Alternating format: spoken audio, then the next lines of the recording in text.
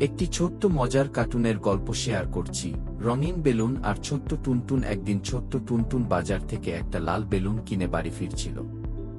পথের ধারে একটা খেলা দেখা গেল, অনেক বাচ্চারা বেলুন ওড়াচ্ছে। টুনটুন খুব খুশি হয়ে তার বেলুনটাও ছেড়ে দিল। কিন্তু হাওয়ায় উড়ে উড়ে বেলুনটা অনেক উঁচুতে চলে গেল। টুনটুন কাঁদতে লাগল। তখন পাশ দিয়ে যাওয়া এক পরী এসে বলল, কাঁদো না টুনটুন, আমি তোমার বেলুন নিয়ে আসব।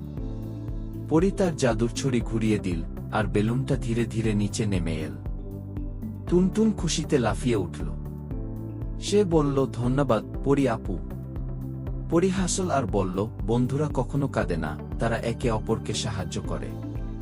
শিক্ষা, বন্ধুত্ব ও সহযোগিতা আমাদের জীবনকে আনন্দময় করে তোলে। এমন আরো কার্টুনের গল্প চাই? বলুন, আমি লিখে দেব।